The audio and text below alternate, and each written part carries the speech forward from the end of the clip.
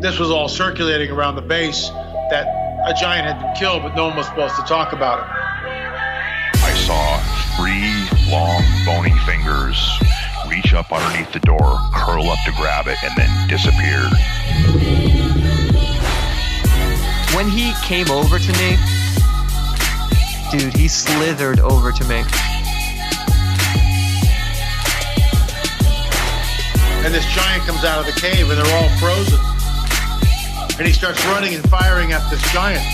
Well, the giant moves. He's got a spear in one hand, and he's running really fast and spears Dan and holds him up like this. Somebody yells, shoot him in the face, shoot him in the face. They basically decapitate him. Got closer. When he got about 15 yards away from me, I raised that 12 gauge and I blowed his head off. I feel something pulling at my leg, and I look over and there are 2 small gray entities pulling at me. And they're literally, I'm getting pulled off the bed. I reached my hand into this bush and I touched air. Couldn't breathe and I couldn't move because I know I'm seeing a monster.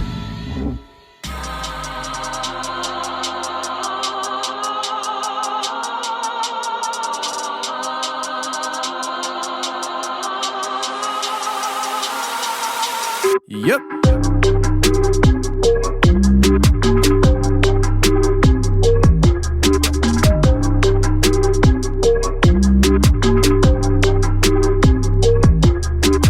Welcome to the show, everybody. You're listening to The Confessionals. I am your host, Tony Merkel. Thank you for being here. If you've had an encounter or a story you'd like to share with me on the show, go ahead and shoot me an email. My email address is theconfessionals@theconfessionalspodcast.com. That's theconfessionals@theconfessionalspodcast.com.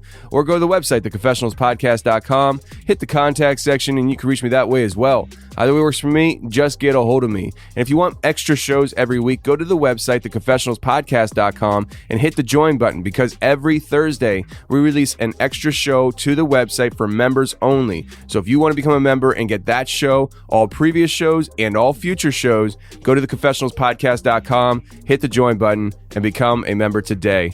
And if you're looking to try to build up your emergency supply food because times are crazy and we're not sure where things are going and we just want to make sure that we have the food that we need to provide for our families, go to preparewiththeconfessionals.com. That's preparewiththeconfessionals.com. And we offer emergency preparedness food for people. It comes in a 5-gallon bucket, very useful, and a lot of people have been enjoying it. So if you want to have some emergency preparedness food in your house, go to preparewiththeconfessionals.com. Now, today we have Kari coming on the show, and Kari is a very interesting conversation. She's a world traveler. She loves traveling. She goes all over the place, and she found herself in China in the Shanghai Airport, where she found herself in a very paranormal yet physical state with people who were seemingly attacking her in maybe another realm. Very, very strange. She has a very intriguing story, and she's going to come on and share with us right now.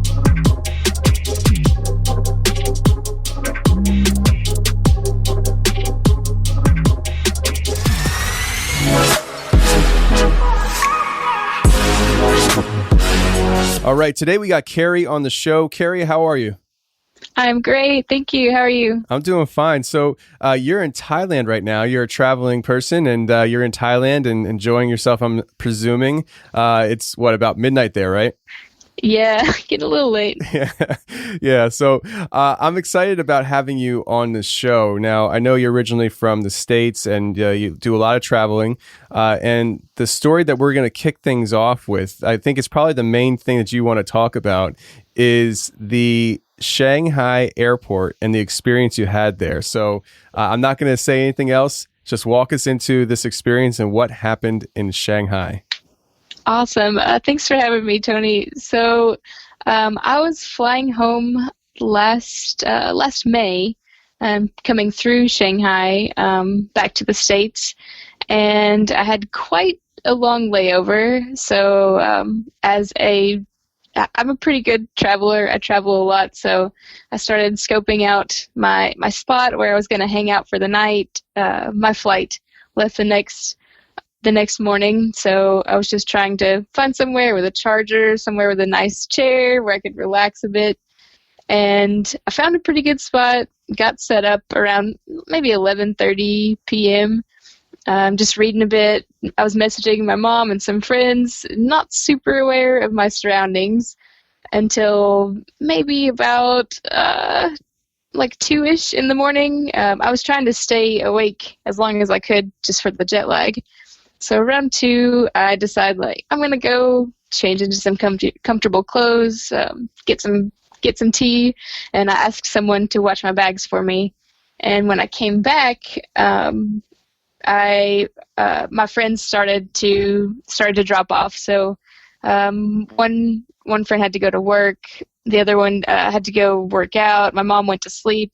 So for the first time, I was really sort of listening to what was going on around me, and I noticed a few guys behind me were speaking English, and they were pretending to fight.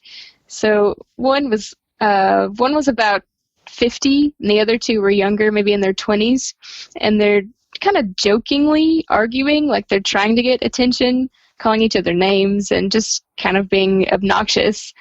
But it's like 3 in the morning in a Chinese airport, so I'm just trying to ignore them and kind of mind my own business, and they just keep going. And so at one point, I heard one of the younger guys say, look, she almost looked back, like they were trying to get me to turn around and look at them. So at that point, I made up my mind that I was not going to look at them because I thought that's what they wanted. So a little bit after that, they just kind of kept talking. The older guy tried to calm them down for a bit, and that kind of made them go a little bit more. They're still just pretending to fight with each other, kind of loudly. So in a little bit, some girls joined them. And keep in mind, like, this whole time I'm still trying to read. I'm still messaging my friends, or I'm not messaging at that point. I'm still just trying to read and not paying attention to like actually look at them. But from what I hear, it sounds like 2 younger girls join them. Again, maybe like 20s, and one older lady, 40s or 50s. And so the younger girls start really loudly talking about how some people think they're better than everyone in the airport, and they're hogging all of the chairs and all of the chargers, and they're speaking so loud that everyone in the airport should be able to hear them, but it's clearly directed at me. Like, they're directing their anger towards me that I have taken this prime chair in the airport. And keep in mind that it's the Shanghai Airport. Like, it's a huge airport. There are chairs everywhere. There are charging ports everywhere. There was even one open, like, under the one that I was using. There was another charging port open. So it was really strange to me that they were so angry and just loudly vocalizing it. So I'm also a really stubborn person. So at that point, I'm like, there's no way I'm leaving this chair. Like, I will die before I get up out of this chair now. But I start messaging my friends again. I'm like, you will never believe what is happening. Like, there's this huge commotion going on because I'm sitting in a chair. Like, I plan to sleep here tonight. Like, that's why I'm still staying here. And so yeah, like, they're just still going. And eventually they walk to the other side of the airport. Like, they start circling around the airport, and I can still hear them on the other side talking about how entitled some people are and how other people need to sit. And so finally I stop, and I'm thinking to myself, like, this doesn't seem right. Like, first of all, why is no one concerned about why all these people are yelling? Why is the airport so quiet that I can hear every word they're saying on the other side of the airport? Where is everyone else? Like, where's the security? Where are the other people who are about to travel? Like, why is no one paying attention to this entire scene? And, like, why is everyone speaking English? Because that doesn't generally happen when I'm traveling. Like, you'll meet some people speaking English, but not fluently every word. Like, everyone around, it just doesn't happen. So, like, at that point, when I stop and think, like, what is going on, it felt like the atmosphere just kind of shifted. Like, it felt like everything got a little bit darker. Like, everything was just kind of dim. And I'd experienced that feeling once before in another story, so it was sort of a familiar vibe. And I start thinking like, okay, so this is something not normal. Like this is something paranormal or possibly demonic. Like I grew up in a Christian background, so I kind of see through the lens of Christianity. So I immediately like named it something demonic. But then I remembered like one of my friends had told me with the last scenario, like whenever that happens, just like picture yourself like engulfed in this golden light as a protection strategy. And so I'm like, all right, I'm just going to start to meditate. Like I'm not going to worry about it. I'm thinking about this light. And I'm still messaging my friends, like telling them sort of what's going on, but I didn't tell them that I felt like something was really wrong. I just kind of was like, hey, send me some good vibes and some good thoughts if you don't care. I didn't tell them that I thought like something really dark was happening. But when I'm meditating and I'm feeling pretty good. I felt like I was stronger than whatever they were trying to do. Like almost like we were in sort of a mental battle, like seeing who could stay in control or something. I know that sounds so strange, but it was just, it was a strange thing. So then at that point, like I'm feeling confident, but things start to escalate. So the older man starts to say like really sinister things at that point. He's like, that's fine. She has to get up soon because she's going to need to go to the bathroom. Like, watch this. And I had made my tea that I was drinking. And so he said something like, yeah, keep drinking your tea. I bet you're about to feel sick now. And then I started to feel my stomach like get a little bit off, like I was going to be sick. So then like my panic is just building, and I'm like, what? Like, is he trying to hypnotize me? Like, what is happening? And after that, he said, he said, now watch, like, I bet it's getting hard to breathe. And it felt like my throat started closing off. So at that point, I just started saying Jesus, like, just over and over. I was like, Jesus, Jesus, Jesus, Jesus. And I start saying, like, pretty much any Christian phrase that would come to mind. I was like, I'm a child of God. I'm stronger than you. Like, you have no power over me, until eventually it's just back to Jesus again. And then my throat, like, starts to feel normal. My stomach's feeling all right. So then I'm like, okay, so are these people possessed? Are they literal demons? Like, are they trying to put a spell on me? Am I hypnotized? Like, what is going on? But before I even had time to really think about that, they start speaking other languages. So then I started to hear Chinese and Russian and some German, and then it went into like this tribal language that I didn't recognize. And the older woman starts to speak up at this point, and she's like, "What are you guys doing? Like, she is a child. Leave her alone." And I was 27 when it happened, but I was still like, yeah, you tell him, lady. I appreciated her for standing up. And like, whatever, maybe just her breaking their trance or distracting me, something about her distraction kind of pulled me back out. I started to feel like less in a fog, because it started to feel like I was just really susceptible, like almost in a trance. Like what he was saying was just sort of putting me in a trance. And so when she spoke up, that kind of broke that back off. But then the man, like, he started again, and he said, I hope she doesn't have to leave the airport because somebody will jump her if she does. And then his next phrase was, I hope her plane doesn't get hijacked. And so at the last one, I was like, nope, like, I'm done. Like, I don't want this thought in my head. Like, I'm about to fly for, it's like a crazy long flight, like 19 or 20 hours, that I don't want to be panicking about this whole ordeal. So I'm like, forget it. Like, I don't even care what they have to say. I get my headphones out. I start blasting some worship music, and I'm starting to journal. And I still haven't turned around to look at them. But then, like, as I'm journaling, I can't hear what anyone's saying. I'm not looking, and it starts to feel like someone is standing directly behind me, like almost nose to the back of my head behind me, like staring a hole through the back of my head. And the chairs in the airport were back to back, so someone could have been sitting directly behind me. Then I really don't know. And it's still strange that I didn't turn around, but I kind of attribute that to like being part of the trance. Like I felt like I could not turn around and look at them. Like the whole time I felt like I couldn't look at them, or that I shouldn't. I don't know, couldn't or shouldn't.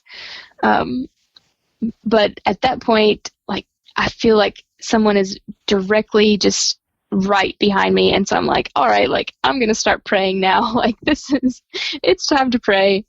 So I'm like writing in my journal, and I feel like I should pray for like the people doing all this stuff.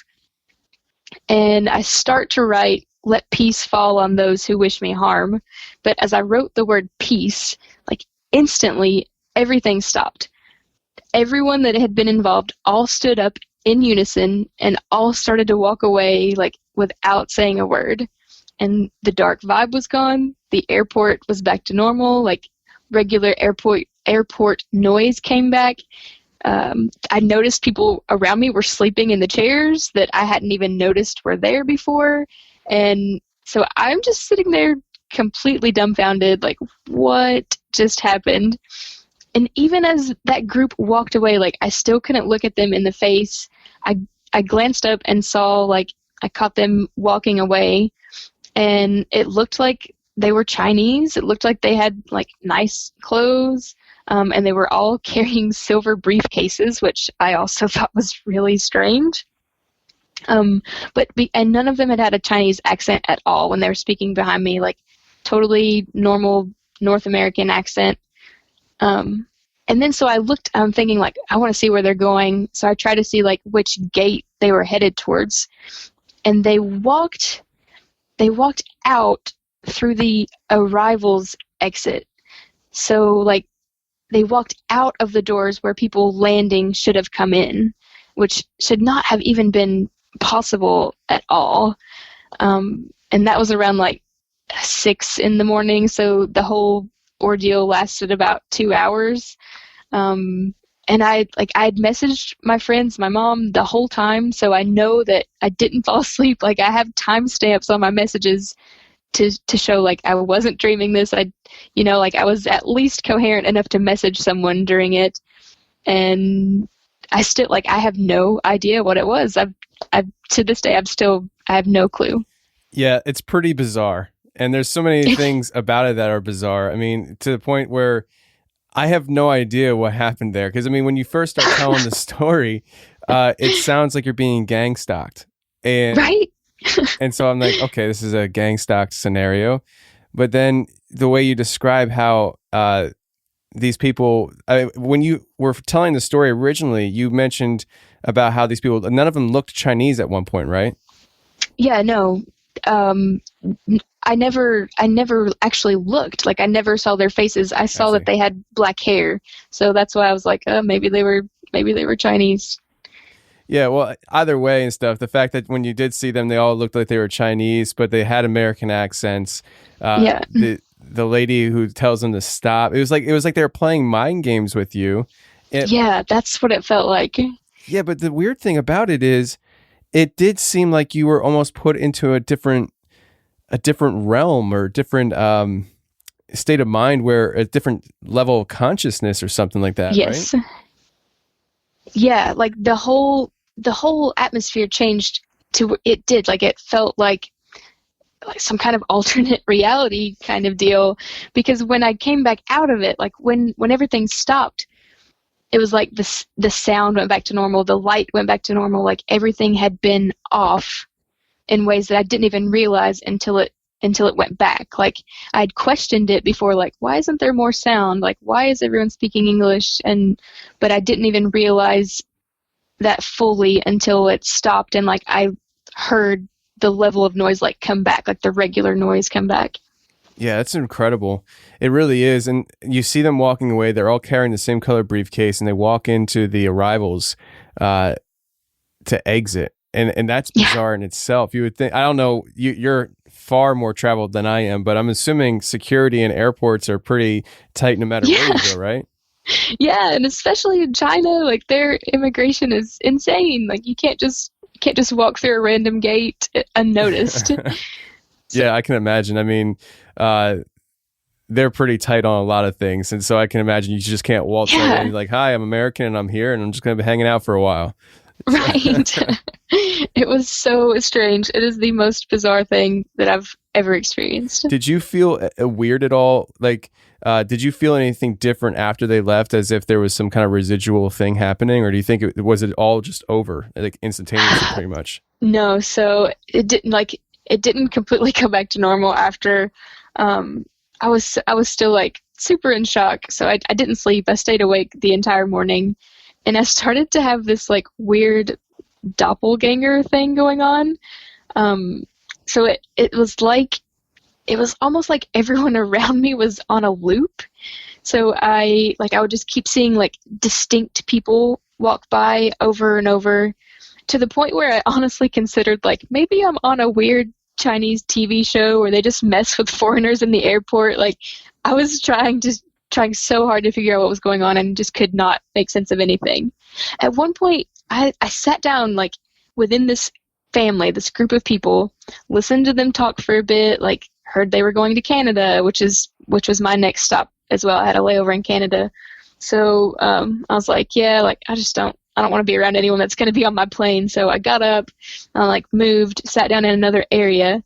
And then like a few members of that same group came and sat down with me like a little bit later at a completely different gate. Like one of the older guys in the group like put his arm around me and patted me on the back and like was not speaking English. I don't know. He was saying something to me and I was just like, oh, okay. Like, like everything was strange for a while. And I've never been more eager to get on a plane and get back home than that experience. Yeah, I can imagine. I mean, so once you left the airport, though, everything was normal, right? Yeah, everything was good after the airport. And, like, since that has happened, like, prior to that experience, I've had a lot of crazy, like, weird spiritual stories. Since that experience, nothing has happened. Like, it's been completely dead as far as, like, that vibe, that spiritual kind of vibe. For a long time, I was so freaked out that I just kind of shut everything off. Like, I didn't want to think about anything otherworldly at all. Like, it was just like, nope, like, I'm in this realm now. That's the only one that I want to think about. And so I think maybe that kind of dulled something that had been more sensitive in me. I don't know, but that's the latest experience. Okay, so before this experience, you were having, paranormal type experiences, and after you haven't had any. So that's really interesting. Was the experiences leading up to this, were they frequent? Like, I mean, how many times a year are we talking you would have something weird happen? So it seems like so the year right before that happened, I had a lot that year. So maybe like 4 or 5 within the 6 months before that instance. And then before that, maybe looks like I had a timeline drawn up. Looks like 2014 was kind of crazy, but other than that, things were pretty chill until 2018. Okay. Yeah, it's just very interesting because with you saying that, it means to me that something stands out to you where it's like, I was having, this amount really happening to me before this experience, and since then, nothing, because like a lot of times people, if they have a paranormal experience and stuff, it's not like, it's a rarity is what I'm trying to say, and so the fact that it stands out to you as a time that actually marked on your timeline a cease of experiences, it's interesting. What do you think about, and you may not even think about this, but recently I've been thinking a lot about it, so I've been asking people on interviews. But I'm really fascinated by this idea of living in a simulation, and the idea that this is all simulated. And I find it interesting when you have like guys like Elon Musk, who that's what they believe. Like Elon really believes this, and he to the point, like I've said it before in other interviews, where he actually believes that if he were to be able to have one question answered, he would ask, "What's on the other side of the simulation?" Now, this is like one of the smartest guys of our time. And if he could have one question answered, it would be that. So like that's how deep he believes in the idea of the simulation, which kind of put me on the path of thinking about it, at least, and entertaining the thought. With your story and what you experienced and stuff, it's interesting because I think about this idea of simulation. How could that relate to the paranormal? And I started thinking about like these abductions that people experience and stuff. And what if these abductions are some type of a form of being taken out of the simulation, and how people have these like memories and stuff of, being in other worlds and then being brought back. And what if we're actually being brought in and out of a simulation? Kind of like a Matrix idea. And so with your story and with your experience there in the Shanghai airport, it just seems very Matrixy to me. Yeah. Okay. So I don't let myself go there too often, but I joke about it a lot. That nothing is real, like we're in a simulation. It comes up quite frequently in my daily conversations, probably. But Does it really? So prior to that experience, like a lot of my dreams sometimes will seem like really otherworldly, like, and not all of them, just some of them feel different. Like some of them have a different vibe, and it kind of makes me think like, oh, like that was something else. And so I don't know, like, so I've had a lot of experiences and a lot of like glitch in the matrix kind of things that, I'm a firm believer in that I'm not sure how much of this is real. Like, what if this is, do we even really know what's happening? That's interesting. So you've had experiences where you felt like, the Matrix was glitching around you or something. Yeah. So the first one that comes to mind is just when I was living in Thailand. I lived here for a year, and the traffic in my city was absolutely insane. But every morning on my way to school, I'd pass the same dude on a bike at the same exact light. Didn't matter what time I left my house. I could leave early, I could leave late, I could leave the same time every day. It didn't matter. I would pass this guy at the light, on the bike, every time, until I mentioned it to my friend. I was like, dude, I keep passing this guy on the bike. Like it is weird. And then it just stopped after that. Like, never saw the guy again. So like a lot of like weird glitch in the matrix kind of things. Yeah, they do tend to kind of happen to me before that. That's interesting. It's almost like you acknowledging it made it stop. It's really interesting in that kind of mindset, because I don't know a ton about quantum physics, but there are parts of quantum physics, from what I gather, that light, if you're expecting light to react a certain way based off of scientific patterns, I don't know how it all works, but they do certain experiences and they expect the light to react a certain way, and it does unless you observe it. And when you observe it, it does something totally different than what it's supposed to. And I think it does something different every time, like at random. And it's just like one of those things where unless you're observing it, if you don't observe it, it does what it's supposed to do. But if you observe it, that's when it does something different. And it's really trippy. It's something I don't understand. I'm just a guy with a podcast, and I think about things that are way above my head. But it's kind of like that, where once you observed it and you acknowledged that you observed it, it stopped. Yeah. And like, I've thought this Shanghai scenario, I've thought it into the ground. Like, I've considered every possibility because it makes no sense. And so I was like, okay, so what if, like, from the very beginning, they were using some kind of reverse psychology to try to not get me to look at them so that they could, maybe it was like an alien thing, so they could do whatever they needed to do behind me so that I was completely distracted. So I've considered every possibility. So you've even gone down the path of this being some kind of extraterrestrial experiment on you. Yeah. I mean, I didn't get anywhere with it to be like, yes, like this is 100% what happened, but I've considered everything. Yeah. Well, I can understand going through something like that and trying to rationalize it any way possible. And that's the thing. Like, when you first told me, I was thinking, I don't know how to even begin to put this into any kind of box. It's not there's no box that it's supposed to go in. It has little pieces of everything, and it's just like thrown on a table, mixed together, and said, "Ta-da!" Yeah, pretty much. Yeah, it's really interesting though. Very, very interesting. I'm sure. And then with the Christianity aspect kind of working to stop it too, like that still trips me up. Like, I don't know what that means. Like, if I start saying Jesus a lot, then I'm fine. Like, that's typically my go-to when weird things happen.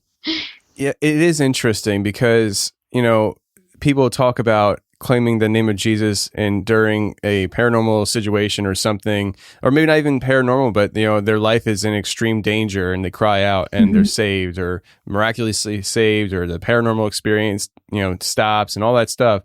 But then I heard of people trying that and it doesn't work.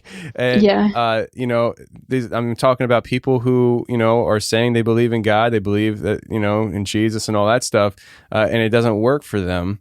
But then I've heard of stories where Muslims have cried out to Jesus and their experience stopped. And so it's very interesting, the dynamics of that. And obviously, as a Christian myself, I recommend that, at least somebody, you try that at least, I'm not like a Ghostbuster. I know sometimes I get emails from people saying, I need your help. Call me now. I'm like, there's not much I can do to help. I'm a podcaster, and I'm not an exorcist, and things like that. Yeah. So my recommendations to people is the only thing that I know that I would do in a situation, which I would just claim the name of Jesus, see what happens, and go from there. But sometimes that doesn't work, and it's really interesting to me, because when I first heard about that, I'm like, okay, well, it doesn't work for people who maybe aren't Christians, but I've heard it not working for people who aren't Christians, and I've heard it work for people who are supposedly not Christians. Yeah, and so like at the time of this, at this experience, I had just recently finished like a pretty big meditation kind of deal. So like I wasn't super even really in the Christian sphere. Like I'd kind of let a lot of that go, and a lot of my like really weird, even like scary stories tend to happen like as soon as I let go of a little bit of Christianity, to the point where I'm like, is something trying to scare me back? Like, why would something want to keep scaring me back? Or I don't know what to make of that either. Like, if you had asked me, like, as I entered the airport, like, what do you believe? I would have been like, oh, I'm really not sure. I'm just kind of seeing what's out there. And then, 10 hours later, here I am, like, I have the blood of Christ. Like, I'm stronger than you. Jesus, Jesus, Jesus. Like, I don't know what to make of that either. Well, I mean, some people, and I'm sure there's going to be people that are going to get angry that I would even suggest this, but, some people would say that, your experience might have come from your lack of stability in your faith. Maybe even go as far, I'm not saying that this is what happened, I'm just saying we're throwing out ideas, we're brainstorming out loud, even going as far as say that whatever maybe you were exploring spiritually or not exploring spiritually opened you up to certain experiences. Yeah, for sure. But, that's one trippy experience to be opened up to. Right. Like, I mean, I've heard of, spooky things, a cup moving across the table, blinds opening, something like that. But geez, I mean, being brought into another realm and having some kind of gang stalking mind experiment done on you in the Shanghai Airport is kind of trippy. It was crazy. Yeah. Absolutely crazy. Well, talking about crazy, I mean, what are some of these other crazy experiences you've had and stuff? I know that you said that you had some other things that you've went through and stuff. What are some of the things you would like to share with us? Let's see. Do you want to go dark or happy first? Let's go dark. Why not? Let's go dark first. All right. Let's see. So I've mentioned in the first story that I'd like recognized that vibe, like that shift in the atmosphere kind of vibe. So the other story that kind of goes along with that, I was home alone, and it was getting pretty late. I was messaging a friend again, just laying in my bed with my dog. I had my back to my bedroom door. The door was closed, and suddenly the entire house just goes pin drop silent. And we have, like, at the time we had like 2 cats and 2 dogs, plus like the neighbors have dogs. Like, there's always some kind of sound going on in the house. Everything is absolutely silent, like in an instant. And like, again, the atmosphere just felt really heavy. Like, it's hard to explain that shift other than it's just heavy. Like, it feels different. And so I felt like a shiver go up my spine. The hair on the back of my neck stands up, and I am just completely overwhelmed with terror out of nowhere. Like, there was nothing before that would have made me afraid. Like, all of a sudden I'm overwhelmed with the most fear that I've ever felt in my life, and I feel like something is directly behind me, like standing at my door. And at that point, my dog looks up and starts growling behind me because she was in my bed. So then I'm definitely panicked. Like, I'm thinking that something really dark and evil is like in the house. And it's like watching me, but again, I can't turn around and look at it. Like, this seems to be a theme for me for at least for a little bit. And so then my friend randomly messages me, and he doesn't believe in anything. And he's like, this is going to sound really weird, but I just feel like I should tell you that you're okay and that I love you. And so we're also not friends that just randomly say I love you to each other either. So it was really out of the ordinary and really strange. So it was enough to kind of like snap me back out and to tell him what was going on. And so I called him at that point, and he was talking to me, and he's like, I really felt like you were in danger. Like, I suddenly had a feeling that something wanted you dead. Like, that was his quote. He said, I felt like something wanted you dead. And so I messaged all of my spiritual friends. I told them, I was like, I feel like I'm under some kind of attack. Like, I could use some prayer. And immediately, like, they start responding to me, and it felt like a peaceful kind of mist filled my room, and everything was gone again. Like, the darkness that was there had left, and the light in my room, like, honestly got brighter, and I didn't even realize that it had dimmed before that. But it was that same kind of like shift in the atmosphere kind of deal. So what do you think that was going on there? Do you think that was some kind of demonic attack, or do you think that there was some kind of like, I don't know? Yeah, I typically, with that one, I typically go with demonic, especially because I reach out to people to pray, and like immediately it's gone again. Like, so, but again, like at this point in my life, I don't know where I'm at. So yeah. Well, I can understand. I mean, I think everybody goes through parts of their life where they're not sure what they believe. They're exploring things, or they're angry, they're frustrated at what they believe. So I can understand the confusion and stuff. I've been there, and to be honest with you, I go through a lot of different things with my faith, even still, because I'm very much open to trying to understand what I believe. And so the things that I thought I believed about, the Bible or something like that are constantly being challenged. Even I'll use a great example, or not a great example, but an example of what I'm thinking. So just this week, I have been challenged personally about the idea of Noah's flood, and not that whether it happened or not, but was it a global, like truly global flood, or was it a more regional flood? When you think about the idea of the people who are writing these words in the Bible, what was their worldview in those times? And when they say the entire earth, do they mean the entire earth, or do they mean the entire earth as far as they know it?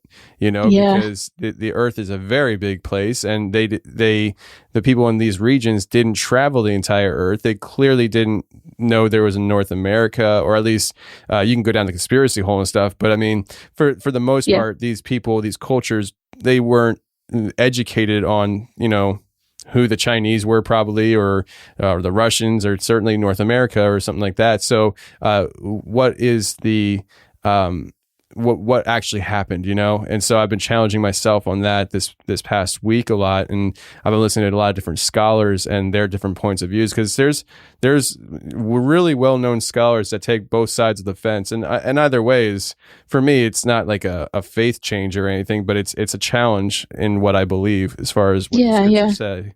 So I don't know how I got on that. I just kind of started rambling.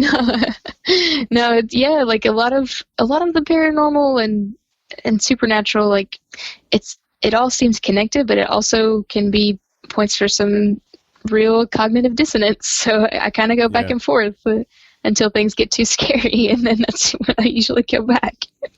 Well, it's even, and it's another thing, and I know you've listened to the show and stuff, but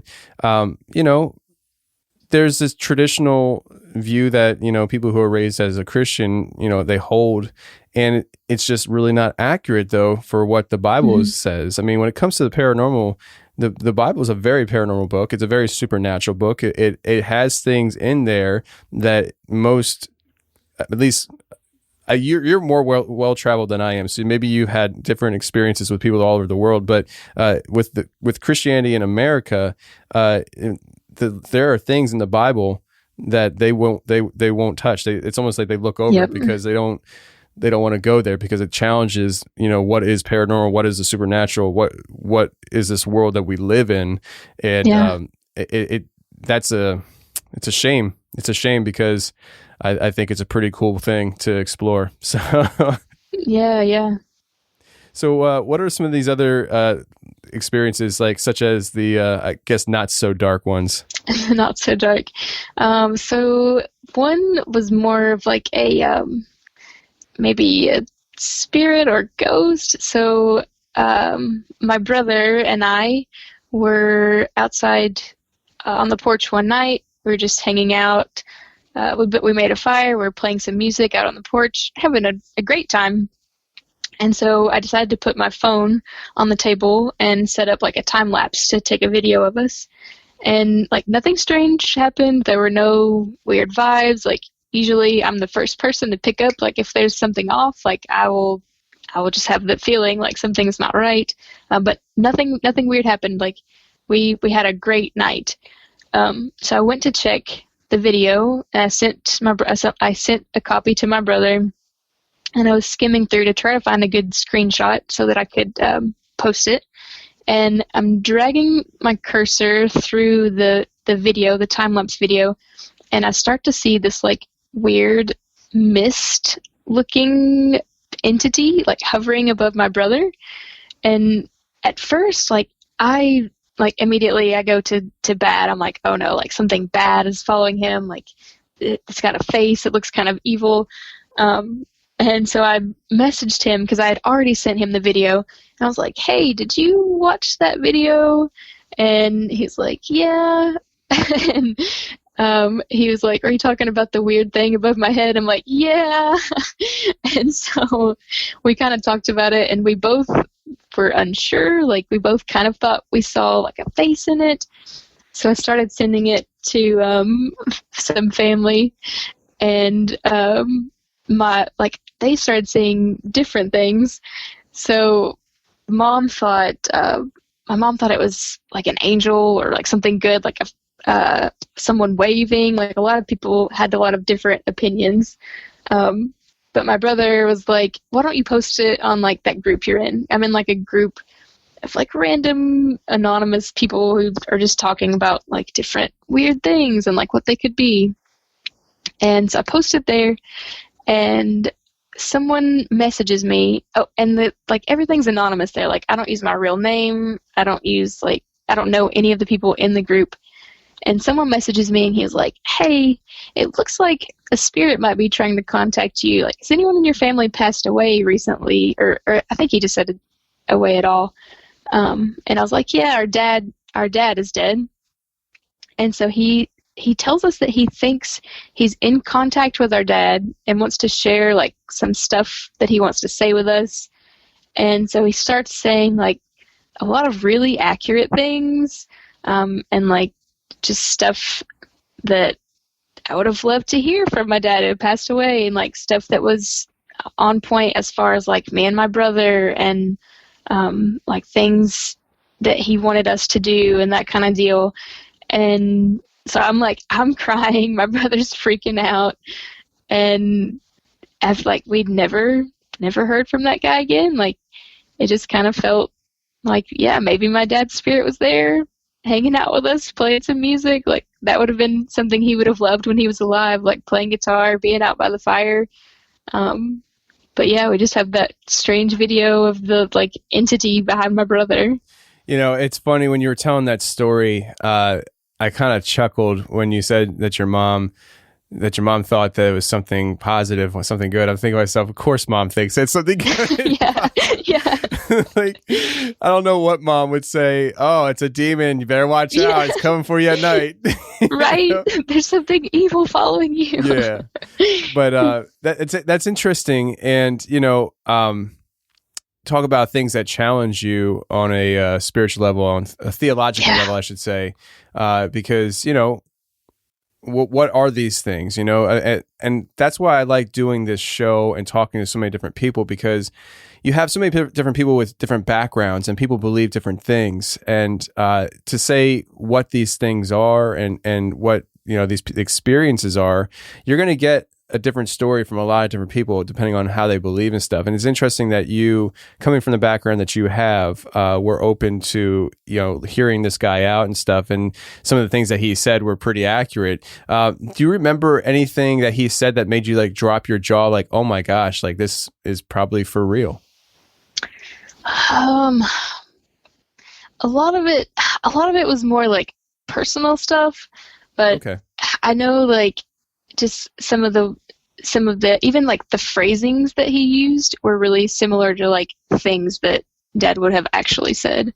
And so my brother was pretty young when he passed, and he talked about how even like after he said like he had, I don't remember what he used exactly, but after he had disconnected or whatever, he felt like he had really missed out on getting to like spend time with him or getting to do more things with him, and like he felt like he was really sad to have not been able to spend more time with him.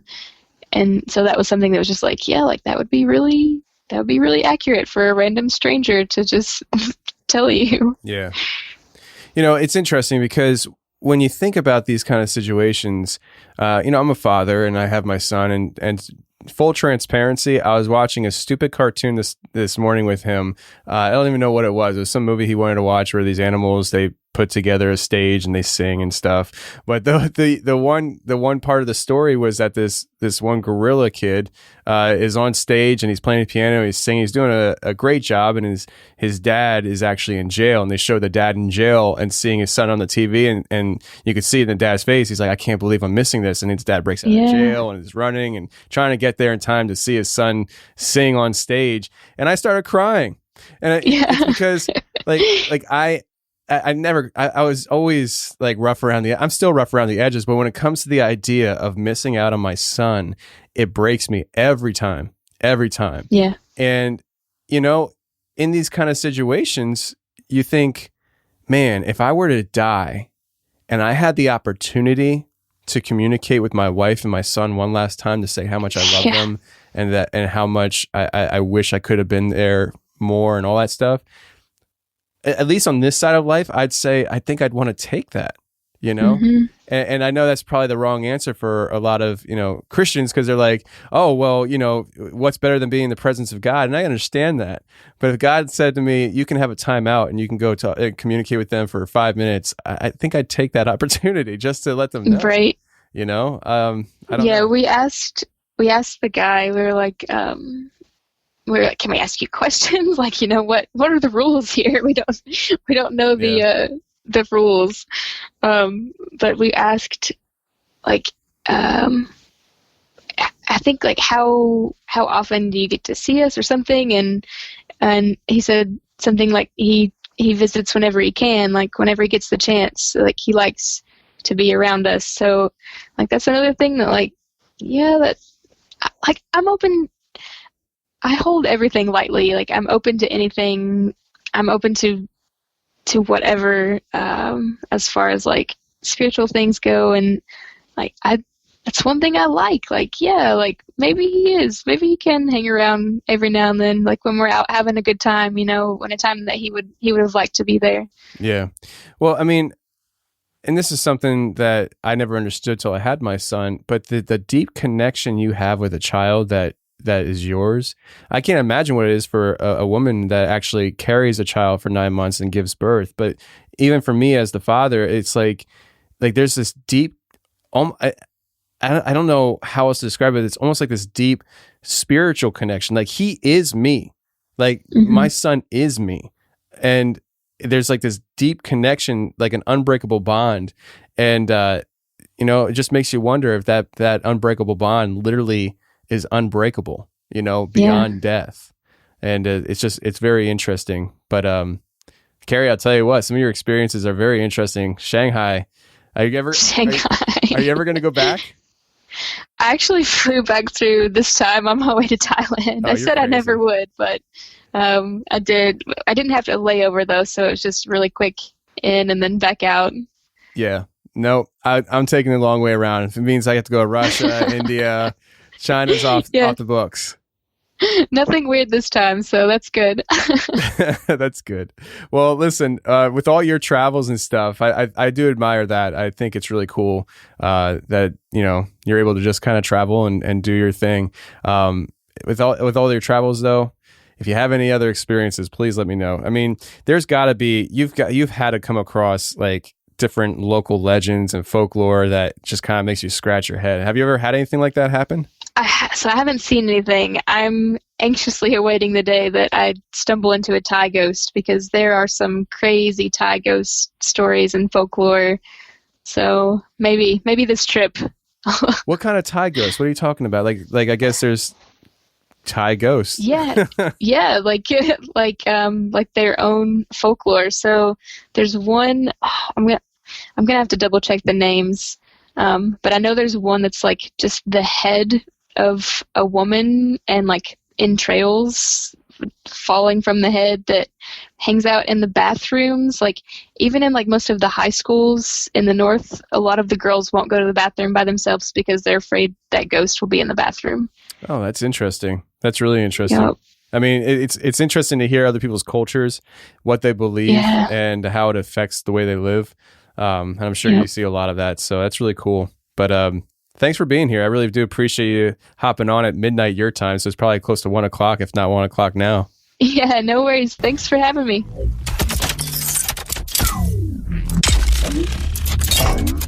Well, that's the show, everybody. I really hope you enjoyed it. And if you did enjoy it, please share the show with your friends. Facebook, Instagram, Twitter. I don't care where you share the show. Just don't share it on TikTok. I've been hearing a lot of bad things about TikTok, and I actually saw a video shared on Twitter this past week. It wasn't a good video. It was a full-grown man, abusing a child. He didn't want to make it look like that in the video, but that's essentially what it was. And I had a feeling that TikTok was a playground for pedophiles, and that video definitely confirmed it to me. So don't share us on TikTok. I deleted the app a long time ago, and I highly suggest you guys boycott TikTok because it's a Chinese-owned company, and it is not something that I think is a good organization and allows really creepy things. Anyways, back on topic. You can share the show And we even have a new app you can share it on. Parler, Parler. It's a new social media app. It's kind of like what Facebook used to be back in like 2010 to 2012-ish. It's a really clean looking app, and a lot of people have been asking me to join it. So I joined it, and I don't really regret it. It's a nice looking app. And if you want to go ahead and follow me on Parler, go ahead and look me up, Tony Merkel. I think my handle is Merkification. I think that's how you have to look me up. Merkification. So I didn't make it easy on you to spell that, but let me spell it for you. Merkification. Merkification. Now, how did I come up with Merkification? It was a Red Hot Chili Pepper song way back in the day called Californication. And I took that concept and made Merkification. I made that handle maybe, I don't know, in my early 20s. And I've used it here and there ever since. And I decided, why not use it here on the Parler app? It's a nice app. It supposedly is a free speech platform. They don't censor, which is a nice feeling as somebody who gets censored a lot on social media with the things that I say. So if you want to join me, go ahead, Parler app, Parler, and my handle is Merkification. And also, I want to let you guys know, next week, I am aiming to do a special show on the Ghislaine Maxwell stuff. I was talking to Charlie Robinson from the Macroaggressions podcast, and him and I are trying to work at a time where we can record something, and we actually might have other people join in on the conversation. We've been working on that, so hopefully we'll have it together for you next Tuesday, but look forward to that, a Ghislaine Maxwell special episode with me and at least Charlie Robinson from the Macroaggressions podcast. And the outro song of today is kind of geared towards that episode coming out. You see, Isaac Cappy is somebody that many people know about as far as him trying to blow the lid off of pedophilia in Hollywood, and he actually supposedly killed himself by jumping off a bridge in the middle of him exposing these things. Very suspicious. But there's a song that he did that was unreleased before he died. And that song recently was released, and we're going to play it right here leading into next Tuesday's special episode with Charlie Robinson, focusing on the Epstein-Ghislaine Maxwell scandal that goes a lot deeper than the mainstream media is painting. And until next week, friends, stay safe, take care, and remember, the truth will set you free, but first it'll piss you off. Bye. Hey, thanks for watching the Confessionals on YouTube. If you like what you heard, hit the subscribe button, hit the share button, and hit the like button. That would be a great help to me. And if you want more of the Confessionals on a weekly basis, every Thursday I come out with a special show just for members on my website. So if you want to check that out, go to theconfessionalspodcast.com, hit the join button, and become a member today. And every Thursday, you'll get a new show, and you can binge on previous shows, which there's almost 100 of them. So if you love the show, go ahead and check it out. But thank you very much for being here on YouTube and checking out the channel.